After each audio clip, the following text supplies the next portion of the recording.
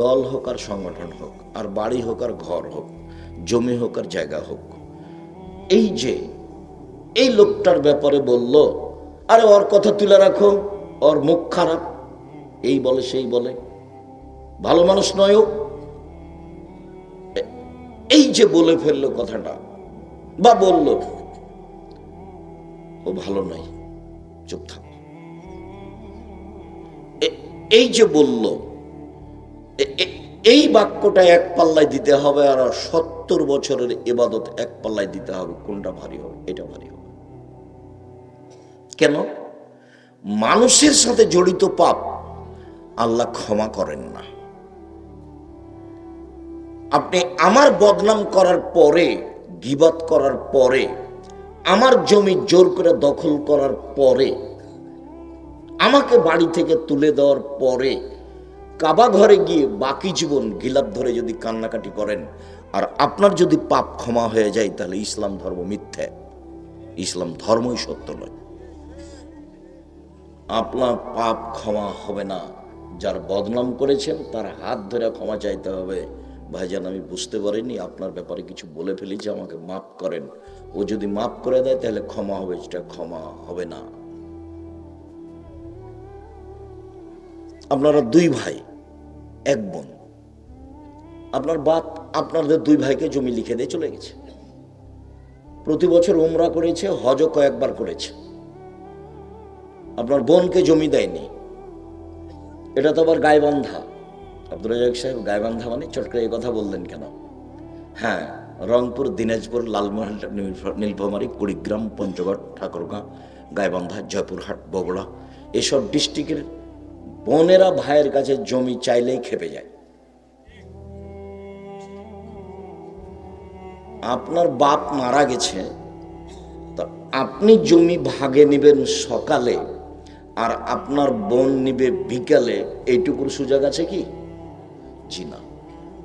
যে সময়তে আপনি নিয়েছেন আপনার বোনও সেই সময় নিবে, এটা শরীয়ত।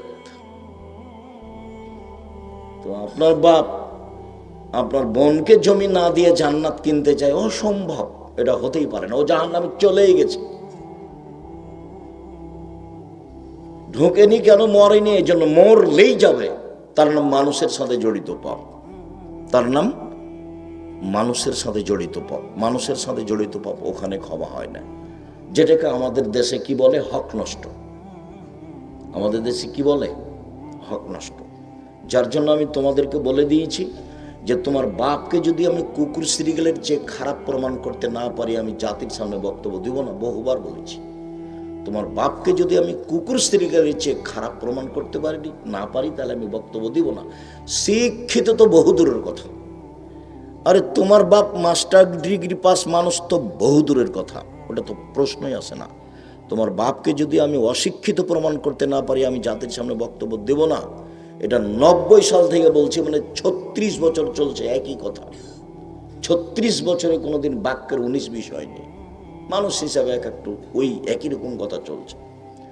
বুঝেও বুঝে না ওরা, অন্তর আছে বুঝে না, দেখেও দেখে না ওরা, চক্ষু আছে দেখে না, শোনেও শোনে না ওরা, কান আছে শোনে না।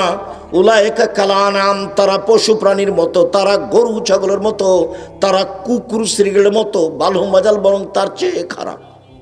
আল্লাহ বলছে তোমার বাপ কুকুর শ্রীগেলের চেয়ে খারাপ।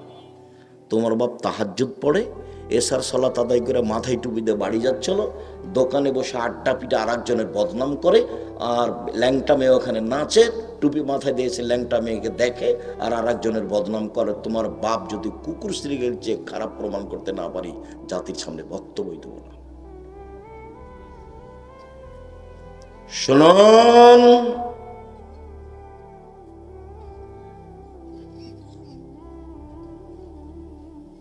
সালাত আদায় না করা মহাপাপ। ইবাদতের জগতে ব্যতিক্রম ইবাদত হলো সালাত। ভিন্ন ধরনের ইবাদত হলো সালাত, যার উপরে নির্ভর করে অন্যান্য ইবাদত। সালাত এমন একটি ইবাদত যার উপরে নির্ভর করে অন্যান্য ইবাদত। সালাত যদি হয়, বাকি ইবাদত কবুল হবে। সালাত যদি কবুল না হয়, তাহলে বাকি ইবাদত বাতিল বলে গণ্য হবে।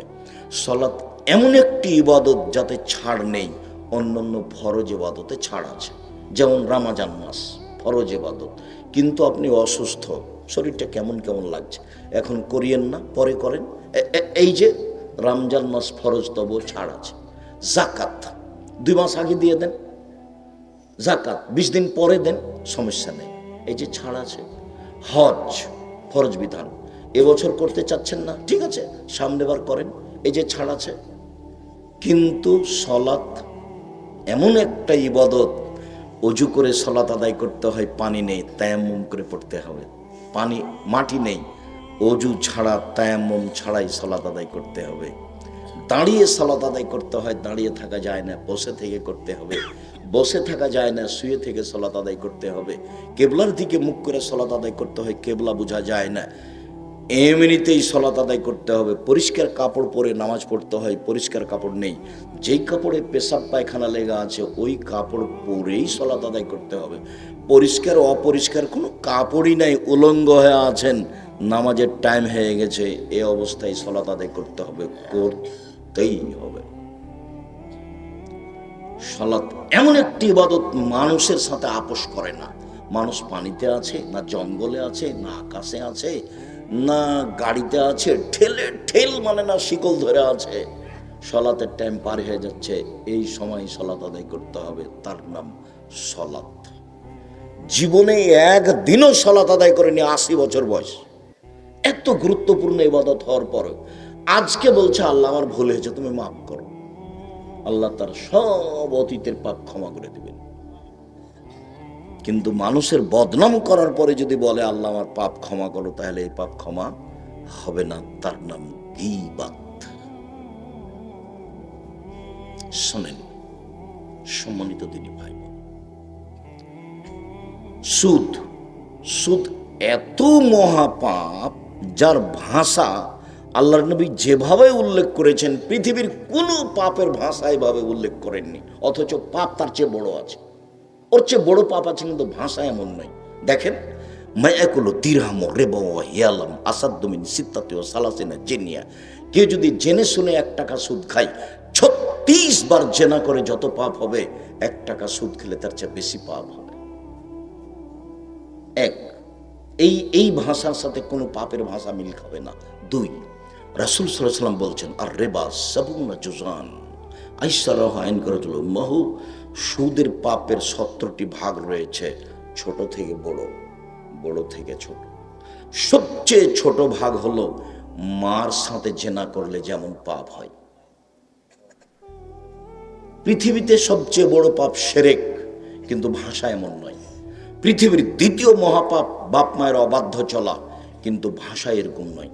পৃথিবীর 3য় মহাপাপ মিথ্যা সাক্ষী দেওয়া, কিন্তু ভাষা এমন নয়।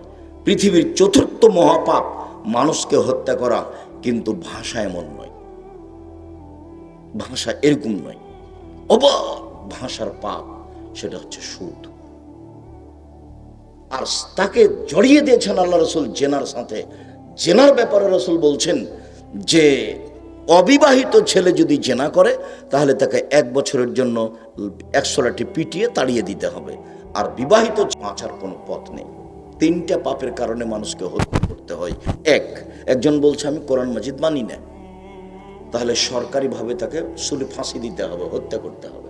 এখন তাকে ফাঁসির মঞ্চে নিয়ে যাওয়া হয়েছে, ফাঁসও গলায় দেওয়া হয়েছে, তখন বলছে না না ভুল হয়েছে, কোরআন মাজিদ আল্লাহর বিধান, কোরআন মাজিদ আল্লাহর কালাম, আমার ভুল হয়েছে। তাহলে তাকে ফাঁস থেকে কি করতে হবে? নামিয়ে নিতে হবে, তার ফাঁসি হবে না। অথচ পাপ ছিল হত্যা। 2, কেসাস। আপনি যদি আমাকে হত্যা করেন, তাহলে আমার বাপ মা আপনাকে হত্যা করে নেবে সরকারিভাবে, তার নাম কেসাস। আপনি যদি আমাকে হত্যা করেন, আমার বাপ মা আপনাকে হত্যা করে নেবে, তার নাম কেসাস। এটাই আল্লাহর বিধান।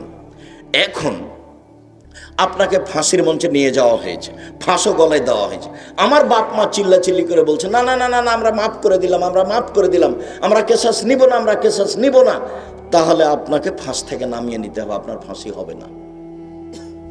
3, বিবাহ করার পরে যদি কেউ জেনায় লিপ্ত হয়, তাহলেও তাকে ইট ঢেল পাথর দিয়ে মেরে ফেলতে হবে, তাকে ফাঁসি দিতে হবে। পৃথিবীতে এমন কোনো পথ নেই যা তাকে বাঁচাতে পারে। পৃথিবীর কোনো পথই নেই যা তাকে বাঁচাতে পারে। সম্মানিত দিনী ভাই বোন, এই পাপের সাথে জড়িয়ে দেওয়া হয়েছে সুদকে। সুদ খেয়ে একবারে জীবনটাকে একবারে পূর্ণ করে দিয়েছে সুদে। এখন বলছে আল্লাহ আমার ভুল হয়েছে, তুমি মাফ করো। এক বাক্যে সব পাপ ক্ষমা হয়ে যেতে পারে। যাক ঠিক আছে, মাফ করলাম। কেন? এই পাপ কার সাথে জড়িত? আল্লাহর সাথে জড়িত। আপনি আর একজনের বদনাম করলেন, ক্ষমা চান। আরে এমনি ক্ষমা তো দূরের কথা, হজ করতে গিয়ে কাবা ঘর ধরে যদি মরা পর্যন্ত ক্ষমা চান যে আমি বিগত চেয়ারম্যানের নিন্দা করেছি, তুমি আমাকে মাফ করো, আজীবন মরা পর্যন্ত ক্ষমা চাইলে যদি এই পাপ ক্ষমা হয়ে যায়, ইসলাম ধর্ম মিথ্যা। ইসলাম ধর্ম মিথ্যা নয়, ইসলাম ধর্ম সত্য। এর পাপ ক্ষমা হবে না, এটাই সত্য। তাকে দেশে ফিরে আসতে হবে। যার বদনাম করেছে তার হাত ধরে ক্ষমা নিতে হবে। তার নাম গীবত।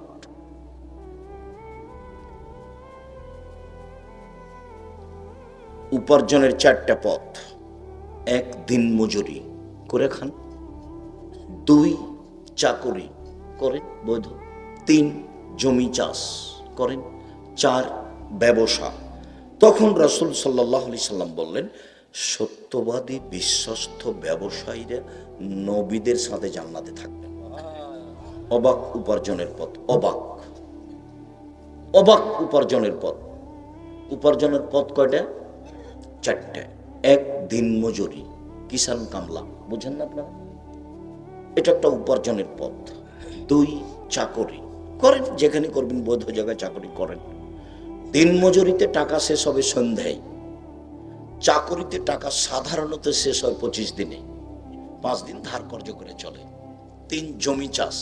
আমার আব্বা ছিলেন চাষি, হয় সমান সমান না হয় লস।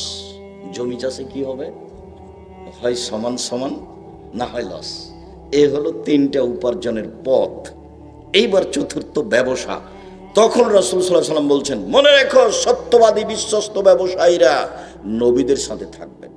এ তো বললেন, আর একটা বাক্য বলছেন, পৃথিবীর মানুষ শুনে রেখো, ইয়া মাশারাত তুজ্জার, ব্যবসায়ীরা শোনো, ইন্নাল বাইয়া ইয়াহজুরুল কিযব ওয়াল হাযাব।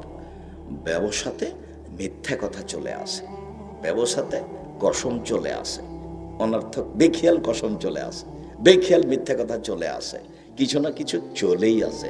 ফাসুবুহু বিসাদকা, দান করে এটা মিটিয়ে দাও। এই উপার্জনের এত কেন প্রশংসা? ঘটনাটা কি? এইটা একটা মাদ্রাসা, হলদিয়া কওমি মাদ্রাসা। এখানে 20 জন এতিম আছে, কথার কথা। জামিয়া সালাফি আছে 519 জন। কতটি? 519 জন। আব্দুর রাজ্জাক সাহেব এত এতিম রেখেছেন কেন? কিভাবে চলে? কিভাবে চলে তা আমি বুঝতে পারি না, তবে বালা মুসিবত জন্য আল্লাহ এর উপর দিয়ে পার করে দেয়, যেন প্রতিষ্ঠানে না আসে, এই জন্য রেখেছি। মূলত আমার লক্ষ্য তো এইটা, যে এতগুলো এতিম রেখেছি, আল্লাহ এখানে সহজে কোনো বালা মুসিবত দিবে না, এই আশায়। তো সম্মানিত দিনী ভাই বোন, দিন মজুর তো এই এতিমের সহযোগিতা করতে পারবে না, ও তো সন্ধ্যায় টাকা শেষ হয়েছে। চাকরি 25 দিনে শেষ হয়, 5 দিন ধার কর্য করে চলে, ওইও তো এতিমদের সহযোগিতা করতে পারবে না। তিন, জমি চাষ, ও তো লস হয়ে গেছে, ও তো এতিমদের সহযোগিতা করতে পারবে না। একটাই পথ আছে মানুষ সহযোগিতা করতে পারবে অসহায় মানুষের, সেটা কি? ব্যবসা। ব্যবসা আমি বলিনি চকলেটের ব্যবসা করতে হবে, আমি চকলেটের ব্যবসা মানে বলেছি কম পয়সার ব্যবসা। সত্যবাদী বিশ্বস্ত ব্যবসায়ী যদি বাদাম বিক্রি করে তবুও ফল এটাই হবে। সত্যবাদী বিশ্বস্ত ব্যবসায়ী যদি ইনপুটে জাপান থেকে মাল এনে চট্টগ্রামে নামাই, ফলাফল এটাই হবে। আর অসহায় মানুষকে সহযোগিতা করার মতো একটাই পথ, তবে পয়সা বেশি হতে 25 থেকে 30 বছর লাগবে। একবারে কলকাতায় হিরোইন কিনলেন, ঢাকায় বিক্রি করলেন, একদিনে কোটি টাকা হলো, এটা ব্যবসা নয়, এটা ব্যবসা নয়। গাইবান্ধাতে ট্রেনে উঠে বগুড়ায় নামবো মনে করে ট্রেনে উঠেছি, তো একটা ছেলেকে বলছে একটু বাদাম দাও তো, 200 বাদাম দিয়েছে, কে 100। তা বলছে তোমার দাঁড়ি পাল্লাটা আমাকে দাও তো, আমি একটু ধরি। ট্রেনের ঘটনা বলছি, এই গাইবান্ধারই ঘটনা বলছি। তো আমাকে দিতে চাচ্ছে না, দেয় একটু ধরি, আমি দেখি তো একটু কমে গেছে। তো বলছি কম দিলে কেন? তো বলছে হুজুর সবাই খালি 1-2 করে খেয়ে নেয়, তো এটাও জুলুম। এইটা এই দেশের নির্বাচন পদ্ধতিতে মানুষকে এত নিচে নামালছে যে ও তো টাকা খরচ করেছে অন্যায়ভাবে, টাকা তো উঠাবেও। এই জুলুম, এই নির্যাতন, এই অন্যায়, এই অবিচার, এই রাহাজানি, এই লুটতরাজ, এই মারামারি, এই দাগাবাজি, এই দাঙ্গামা, এই হাঙ্গামা, এই জুয়াচুরি, এই চাঁদাবাজি মানুষকে একবারে পশু করে দিয়েছে। বুঝেও বুঝে না ওরা, অন্তর আছে বুঝে না, দেখেও দেখে না ওরা, চক্ষু আছে দেখে না, শোনেও শোনে না ওরা, কান আছে শোনে না। উলায়েকে কালানাম, তারা পশু প্রাণীর মতো, তারা গরু ছাগলের মতো, তারা কুকুর শ্রীগের মতো, বালু মাজাল বরং তার চেয়ে খারাপ। আপনি অবাক হবেন, লন্ডন একটা ইহুদি খ্রিস্টানদের দেশ। আমি 22শে ডিসেম্বর থেকে 11ই জানুয়ারি পর্যন্ত থাকলাম, তাতে আমি বুঝলাম যে একটা মেয়ে যদি 22 হাতের বোরখা পরে, একবারে বোরখার শেষ পর্যায়ে বড়, সারা দিন রাত হাঁটে, কেউ তার সাথে মজাকও করতে পারবে না।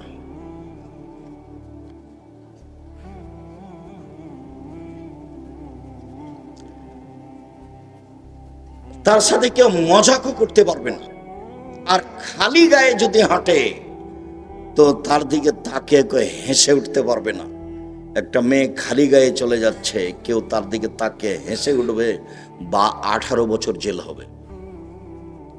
কতদিন?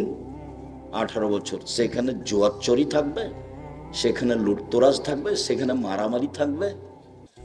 ওরা নির্বাচন করে আপনাদেরকে দেখানোর জন্য, ওদের যেটা হিসাব আছে সেটা তারা করে। ট্রাম্পের সাথে একজন মহিলা ছিল, তখন মনে হচ্ছিল সব ভোট মহিলাই পাবে। যেদিন নির্বাচন হয়ে গেল সেদিন পুরুষ মানুষ দেখা গেল, তারপর মহিলাটার আর নামই নাই, তারপর আর কোনোদিন দাঁড়ায় না। তারা দেখায় যে মুসলমানেরা মারামারি করুক, সে পথটা ব্যবস্থা করেছে, মোবাইল ওরাই করেছে, নির্বাচন ব্যবস্থা ওরাই করেছে, ওরাই আমাদেরকে পশু বানাচ্ছে। মোহাম্মদ সাল্লাল্লাহু আলাইহি সাল্লামের নীতি ওরা নিয়ে নিয়েছে।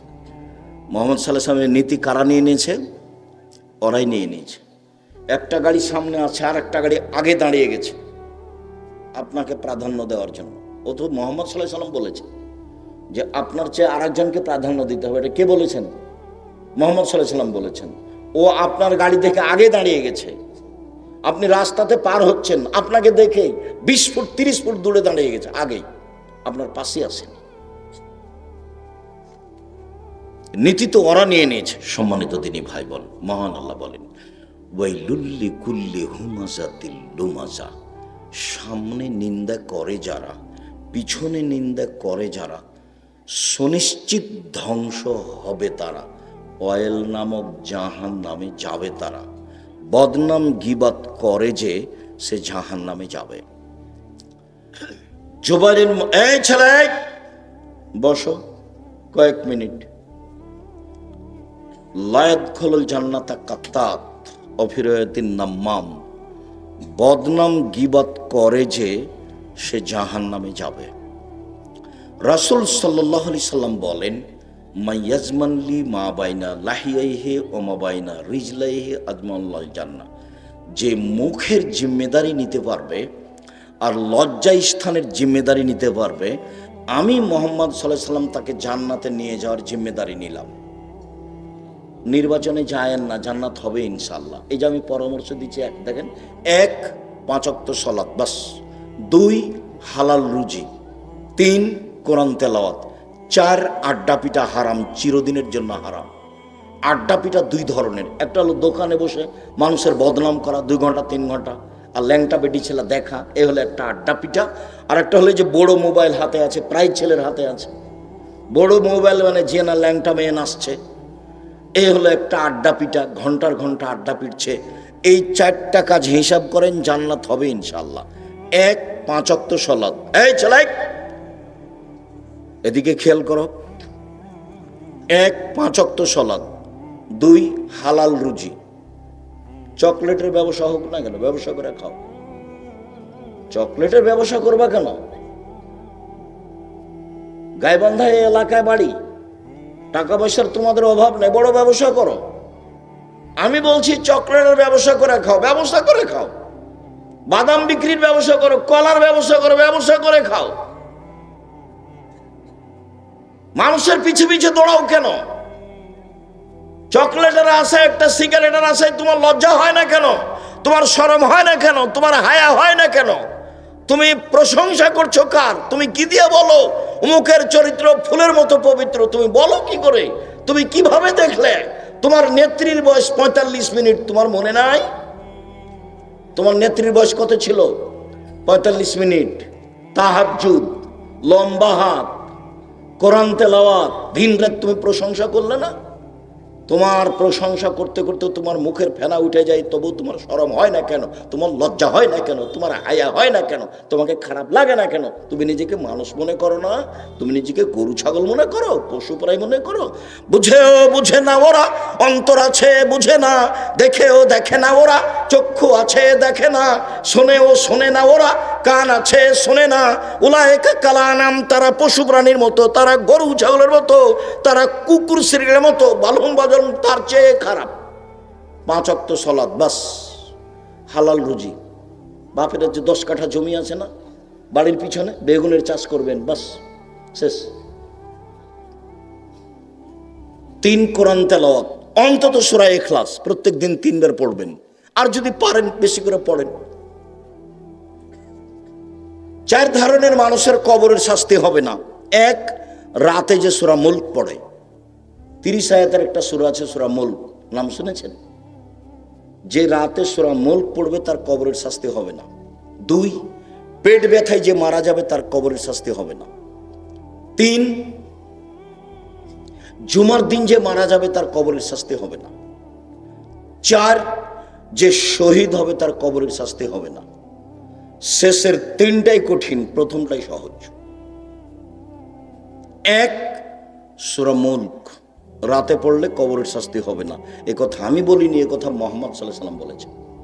2, জুমার দিন মারা গেলে কবরের শাস্তি হবে না। 3, পেট ব্যথায় মারা গেলে কবরের শাস্তি হবে না। 4, শহীদ হয়ে গেলে কবরের শাস্তি হবে না। পরের 3টাই কঠিন, 1 নাম্বারটাই সহজ। কোরআন তেলাওয়াত করো। 2, 3 হলো কোরআন তেলাওয়াত। 4, আড্ডা পিটবেন না জীবনে, মানুষের বদনাম করবেন না, যা হবে হবে। জমি জায়গা বাড়ি ঘর প্রতিষ্ঠান বয়ে যাক, ধসে যাক, চলে যাক বন্যায়, হ্যাঁ, মুখ খুলবেন না, মুখ খুলবেন না।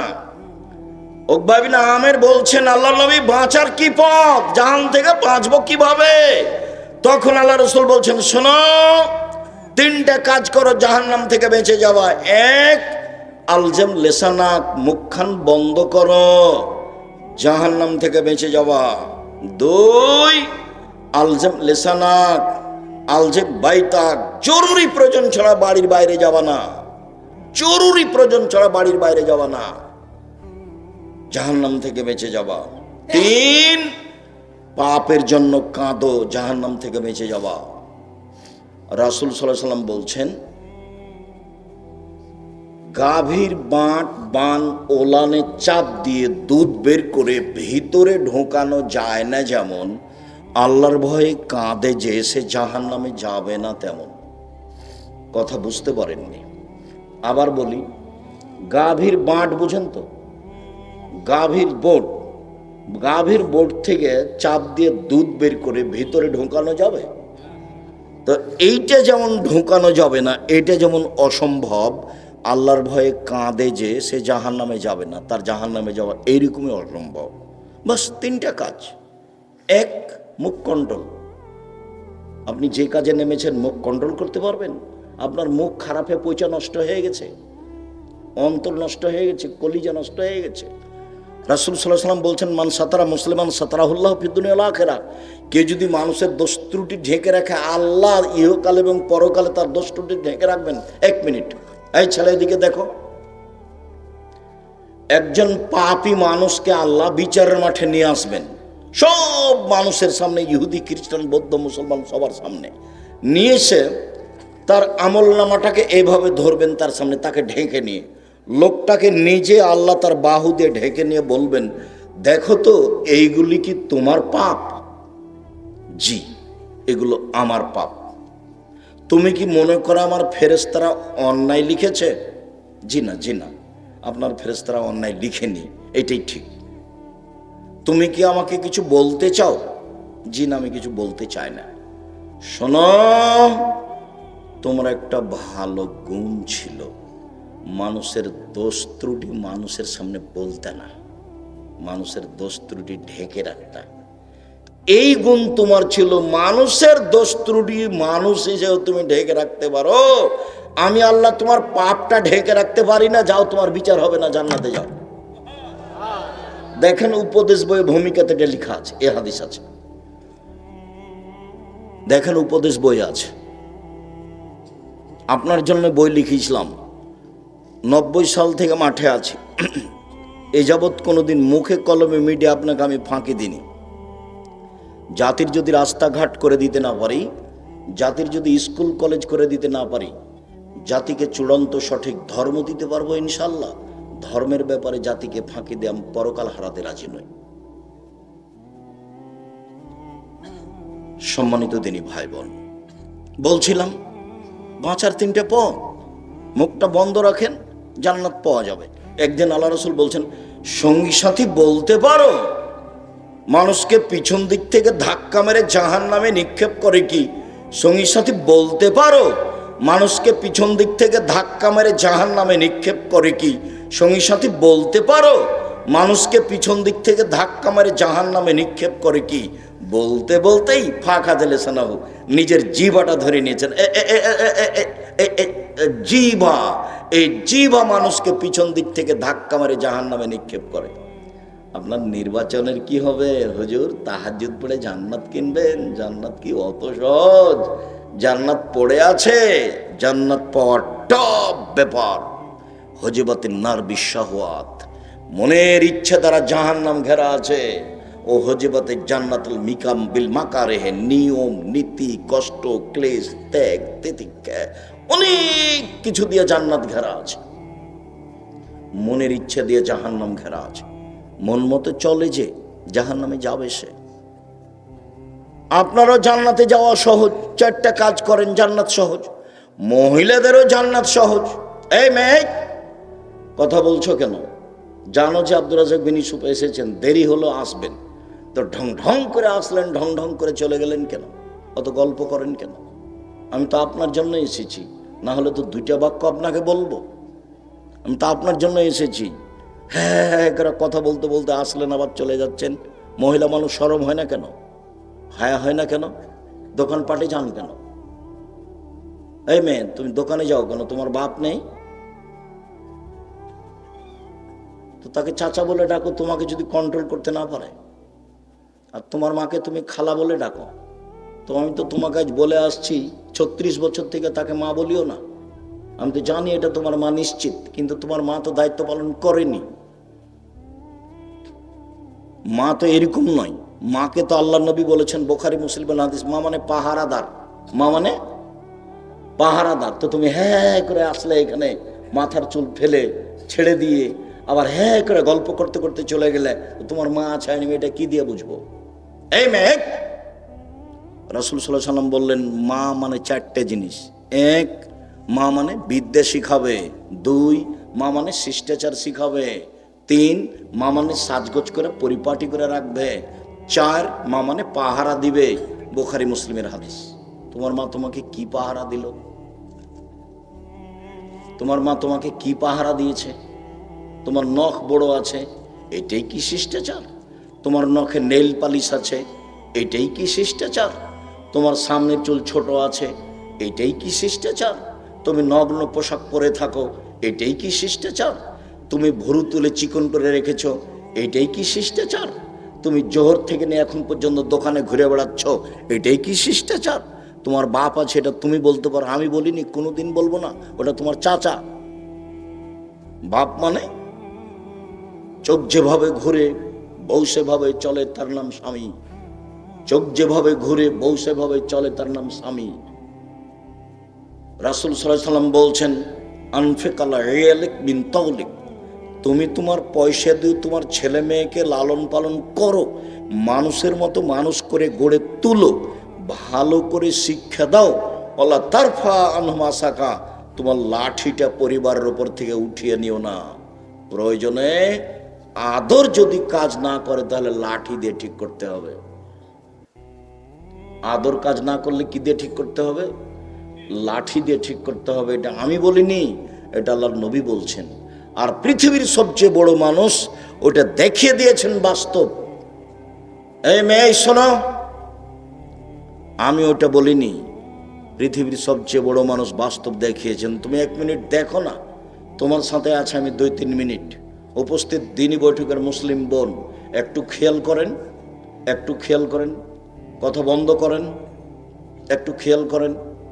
আয়েশা রাদিয়াল্লাহু তাআলা আনহা বলেন, একদা আমরা এক যুদ্ধ থেকে আসছিলাম, হঠাৎ করে আমার গলার হার হারিয়ে গেল।